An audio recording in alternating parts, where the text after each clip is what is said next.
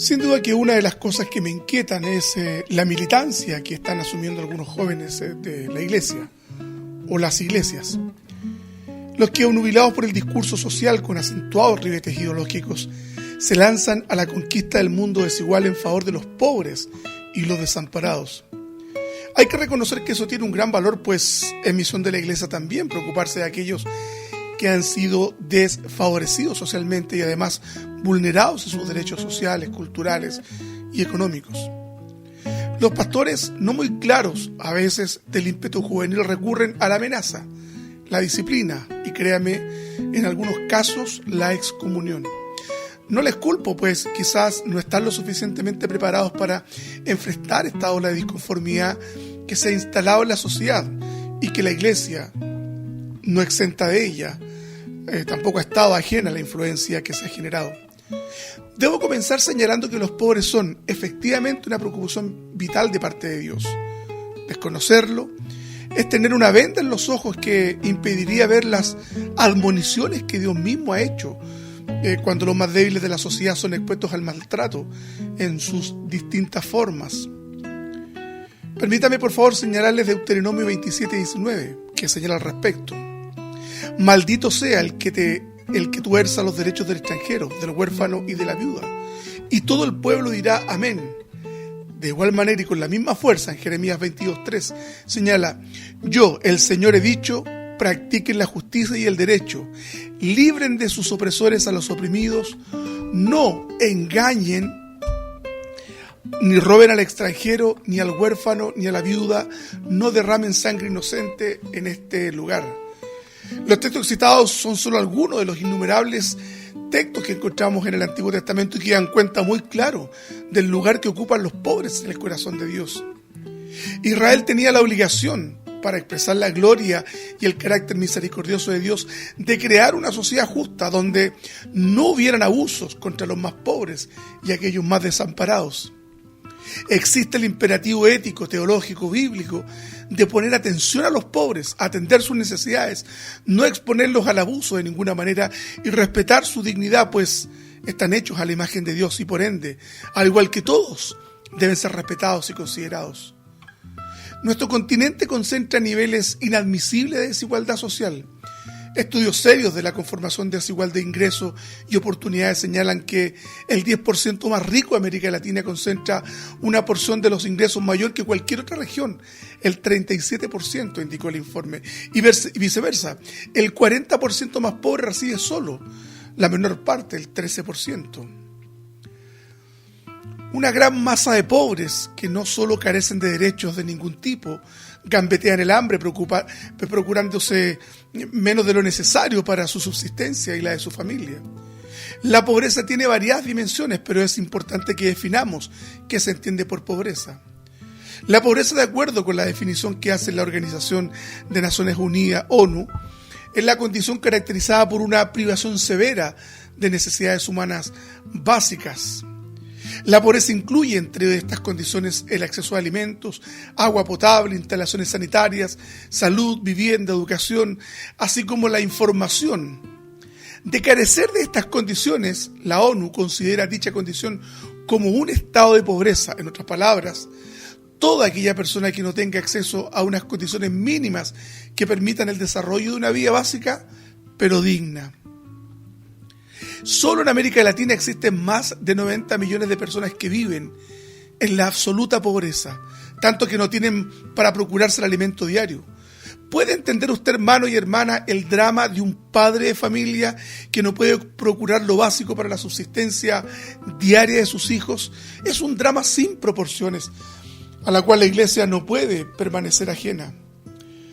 Podemos entender que las revueltas y revoluciones en América han tenido una causa en razón de una estructura tremendamente desigual. No justificamos la violencia. De la misma manera se han sucedido dictaduras militares casi en todo el Cono Sur que, empleando la represión como medio para sofocar todo intento de rebelión social, y señalo nuevamente, aunque no estemos de acuerdo ni justifiquemos la violencia, esta se ha desatado en razón del abuso, la violencia y la ambición desmedida de muchos que a costa del sacrificio de otros han logrado construir imperios económicos. La pobreza es un drama que sin lugar a dudas atenta contra el orden de Dios que Dios ha establecido. El abuso de los más débiles se ha tornado una práctica recurrente. Los pobres no tienen cómo enfrentar esta desigualdad.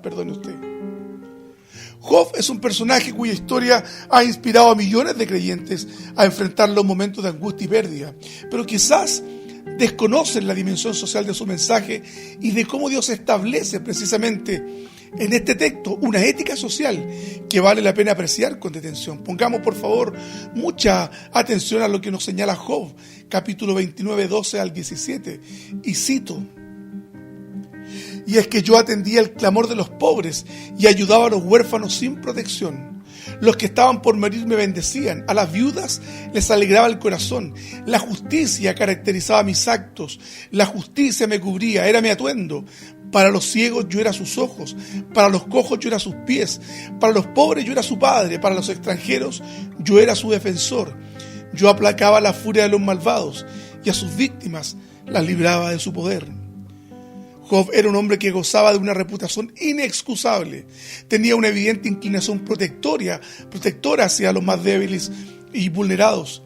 La descripción que hace nos ayuda a comprender por qué era tan querido en el medio donde él se desenvolvía. Las viudas, los moribundos, los huérfanos, los extranjeros eran su preocupación constante. No solo con sabiduría de sus palabras, sino también con sus actos. Job demostró que era un hombre íntegro, tenía compasión por los que estaban en necesidad. Dice: porque yo libraba al pobre que clamaba, al huérfano que carecía de ayudador. La bendición venía sobre mí del que estaba a punto de perderse, y el corazón de la viuda yo procuraba alegría. Job no solo los ayudaba a salir de sus problemas, sino que también le devolvía su sentido de dignidad. En el mismo tenor, pero en otro pasaje nos hallamos con una declaración muy similar. Permítame citarla para hacer un breve análisis también. Job 31, del 13 al 18. Si no hubiera yo atendido a mi siervo y a mi sierva cuando me reclamaban que les hiciera justicia, ¿con qué cara podría presentarme ante Dios y responderle cuando me preguntaba por ellos? El mismo Dios nos dio vida en el vientre, a ellos y a mí nos dio forma en la matriz. ¿Acaso impedí la felicidad del pobre o dejé que las viudas desfallecieran de hambre? ¿Acaso me aparté para comer a solas, para no compartir mi pan con los huérfanos? Más bien, para los huérfanos fui un padre y protegí a las viudas como a mi propia madre. Este texto, bajo el escrutinio de los expertos, nos pone atención de cómo debían vivir los israelitas respecto de la justicia. Es un imperativo ético bíblico atender las necesidades no solo de aquellos que forman parte de la comunidad de creyentes, sino también más allá de los linderos de la iglesia o del espacio físico a lo que nosotros denominamos iglesia en términos más concretos. Job enfrentó a quienes abusaban a los más débiles, a quienes los explotaban. Se interpuso entre los poderosos para detener la mano que castigaba a los pobres. Ayudó a estos últimos a hacerle frente y defenderse de tales abusos y arbitrariedades. Hoy, si contextualizáramos este pasaje de la Biblia, la labor de un ministro de Cristo es, además de denunciar el pecado, sin duda la raíz de todo mal es también asistir a los más necesitados, orientar a los hermanos de cómo deben defender sus derechos ante el abuso patronal. En fin, los pastores deben interponerse también entre los pobres y los poderosos, pero bajo ningún punto de vista transar los valores propios de la palabra de Dios. Ella debe ser el aliciente y no el discurso social de moda, ni menos ideólogos ateos que han sido por sus ideas responsables de la persecución de los propios cristianos estos últimos 80 años por lo menos. La labor de los profetas del Antiguo Testamento era llamar la atención al pueblo a volver a encaminarse en el pacto establecido por Dios en el Sinaí. Sin duda, era un trabajo que demandaba mucha energía y desgaste emocional. En un momento hallamos al profeta Jeremías en un estado al que los especialistas de hoy denominarían el síndrome de desgaste profesional o burnout, por darle un nombre. Pero sí, él evidenciaba un agotamiento mental, emocional y físico, que se presentaba como resultado de exigencias agobiantes. Un estrés, podríamos decir, crónico de la insatisfacción a la que él se estaba enfrentando. Este mismo profeta señala en el capítulo 20, versos 8 y 9, de su libro. Cada vez que hablo levanto la voz y grito violencia, destrucción. No hay día, Señor, en que tu palabra no sea para mí motivo de afrenta y escarnio. Me había propuesto no pensar más en ti ni hablar más en tu nombre, pero en mi corazón se prendía un fuego ardiente que me calaba hasta los huesos. Traté de soportarlo, pero no pude. Pero también la labor de los profetas será denunciar el abuso, el maltrato y la explotación. Ponga atención, por favor, en lo que señala Ezequiel 18, del 5 hasta el 8. El hombre justo es aquel que actúa con apego al derecho y la justicia, que no oprime a nadie, ni retiene la prenda al deudor, ni comete robo alguno, que comparte su pan con el hambriento y cubre y viste al desnudo, que no presta dinero por interés o por usura, y que se aleja de la maldad, y es imparcial al juzgar entre hombre y hombre. ¿Puede usted, hermano, advertir en lo que hemos visto hasta ahora cómo Dios está preocupado de los pobres y de los que sufren? Y le dejo otra cita, claro, de muchas que hay. Esta vez el llamado de atención viene de Isaías. Ponga usted atención, por favor, también. Isaías 58:5 en adelante, y cito: ¿acaso lo que yo quiero como ayuno es que un día aflijan su cuerpo, que incline la cabeza como un junco y que se acueste sobre el cilicio y la ceniza? ¿A eso le llaman ayuno y día agradable al Señor? Más bien, el ayuno que yo quiero es que se desaten las ataduras de la impiedad, que se suelten las cargas de la opresión, que se ponga en libertad a los oprimidos y que se rompa todo yugo. Ayunar es que compartas tu pan con quien tiene hambre, que recibas en tu casa a los pobres vagabundos, que cubras al que veas desnudo y al que no le des la espalda a tu hermano. Eso es lo que planteaba Isaías respecto del ayuno. ¿Puede usted darse cuenta, hermano? Todo lo que hemos citado corresponde al Antiguo Testamento, y que desde la lógica de estos textos que hemos visto y dada la configuración social y cultural de ese periodo, nos concierne a nosotros como iglesia también prestar atención a esa demanda de justicia de los pobres y desamparados. Cuando nuestro Señor comenzó su ministerio, lo hizo en Nazaret, una ciudad perteneciente al circuito de Galilea llamada de los gentiles, por la gran cantidad de población no judía allí establecida. Nazaret era muy pequeña y con altísimos índices de pobreza y analfabetismo, probablemente una ciudad segregada y mirada de manera despectiva por los otros judíos. Lucas nos señala en su evangelio lo siguiente, en el 4:16. Jesús fue a Nazaret, donde se había criado, y en el día de reposo entró en la sinagoga, como era su costumbre, y se levantó a leer las Escrituras. Se le dio el libro de Isaías, y al abrirlo encontró el texto que dice: el Espíritu del Señor está sobre mí. Me ha ungido para proclamar buenas noticias a los pobres. Me ha enviado a proclamar libertad a los cautivos, a dar vista a los ciegos, a poner en libertad a los oprimidos y a proclamar el año de la buena voluntad del Señor. Me ha ungido para dar buenas noticias a los pobres.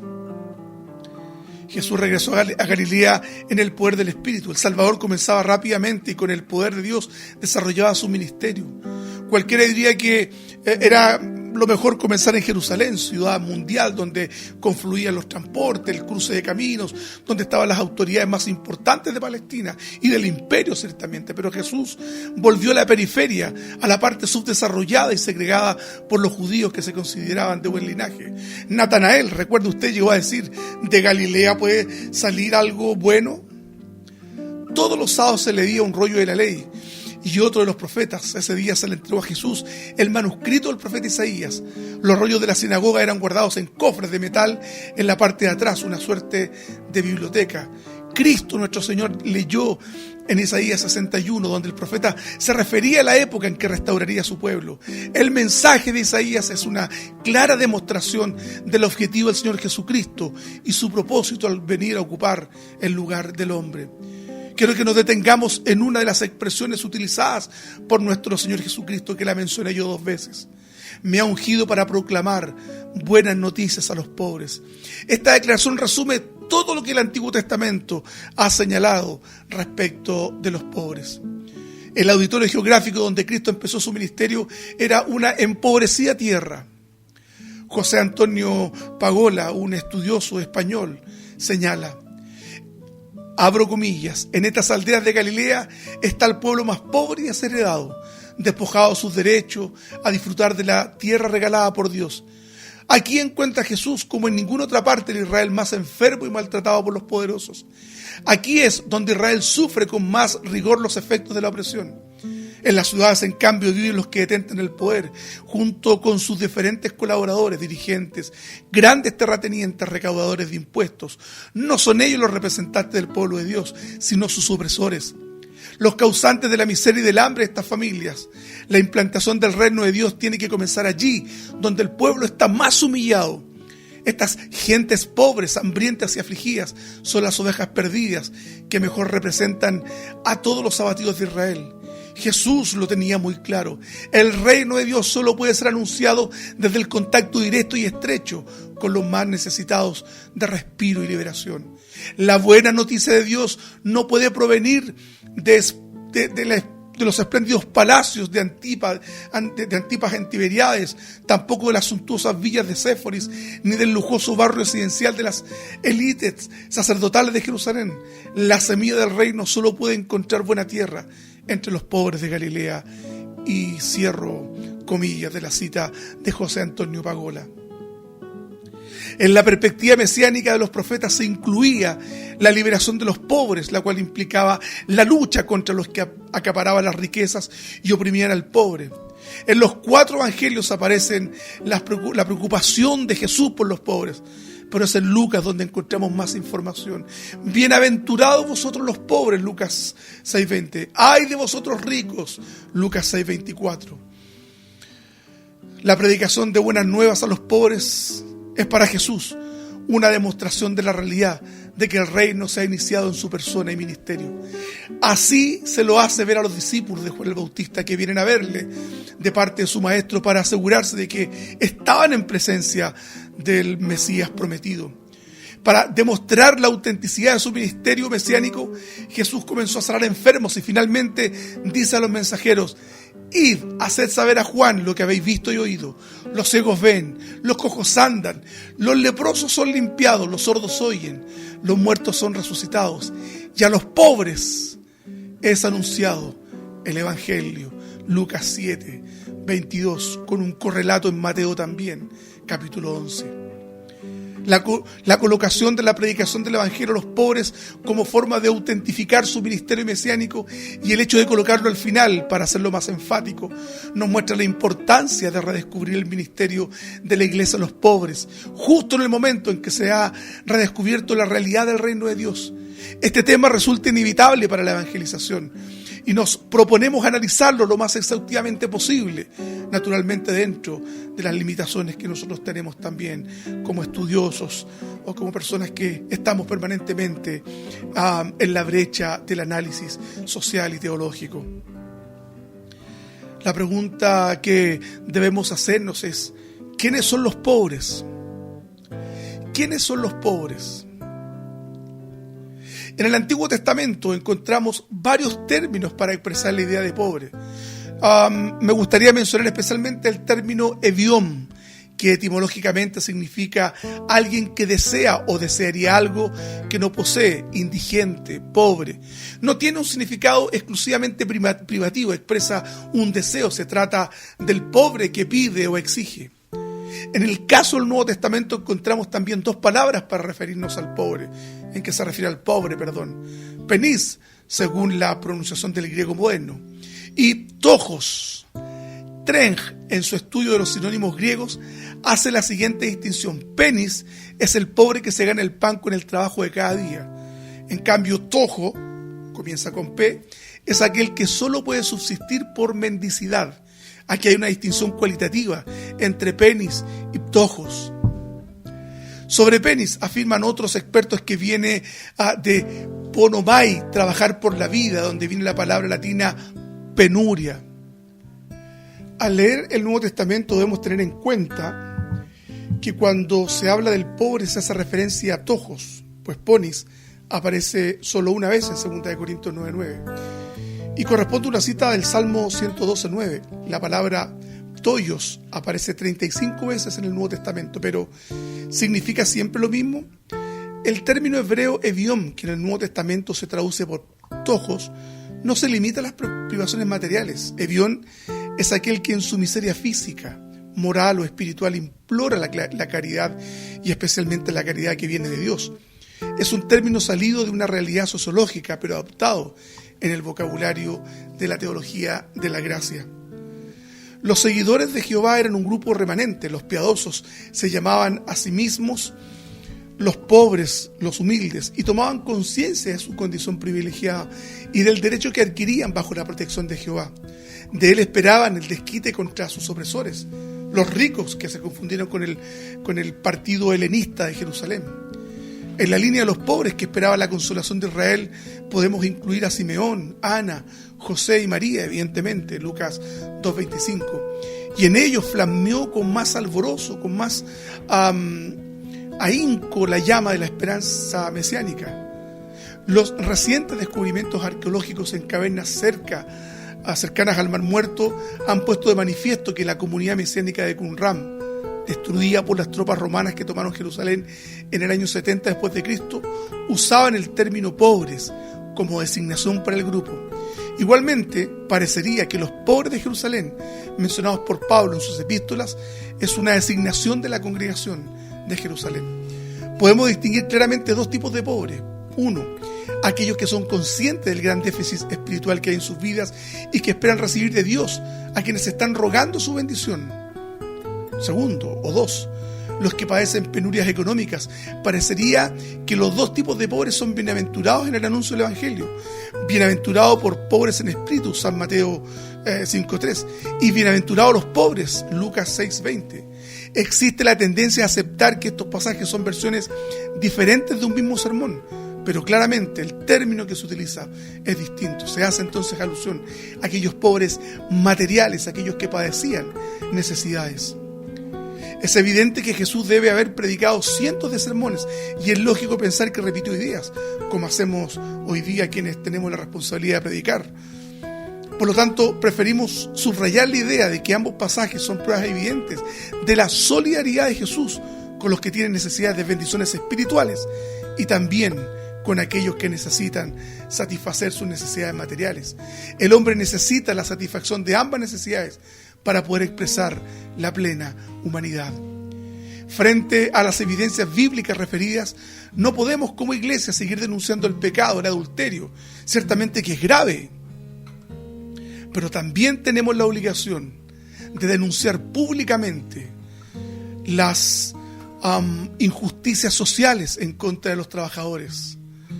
Debemos seguir bregando también por un sistema de pensiones justo.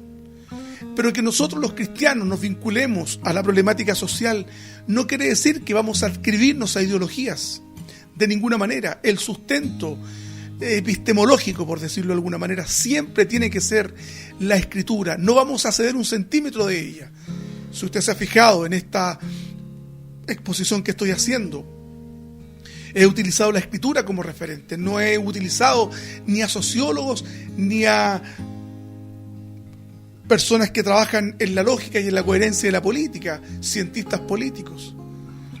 Debemos, hermanos, entender que la pobreza es un problema al que Dios no es ni está indiferente, y Él no dejará sin castigo a quienes se han coludido para atentar contra la integridad de los pobres. La Iglesia debe perseguir las ideas de justicia que los profetas pregonaron en el Antiguo Testamento. Y no solo los profetas, si miramos los salmos veremos de igual manera cómo Dios preserva al pobre y advierte acerca de quienes vulneran los derechos y abusan de los pobres. Ponga atención, por favor. Y con esto estamos poniendo fin a esta reflexión. Salmo 12:5. Por la opresión de los pobres, por el gemido de los menesterosos, ahora me levantaré, dice el Señor. Pondré en salvo a los que por ellos suspiran. 2. Salmo 35:10. Todos mis huesos dirán: Jehová, ¿quién como tú, que libras al afligido del más fuerte que él, y al pobre y menesteroso del que le despoja? 3. Salmo 68:10. Los que son de tu grey han morado en ella, por tu bondad has provisto al pobre. No estoy muy seguro, hermano, lo que dice la teoría social al respecto, pero sí creo firmemente que la palabra de Dios dice que cuando Dios pone su oído ante el clamor de los pobres, los va a defender ante todo evento. El Señor les bendiga cada día, hermanos, y repiensen estas palabras que hemos visto hoy día. Y por favor, no se olvide de ser bondadoso con aquellos que sí lo necesitan.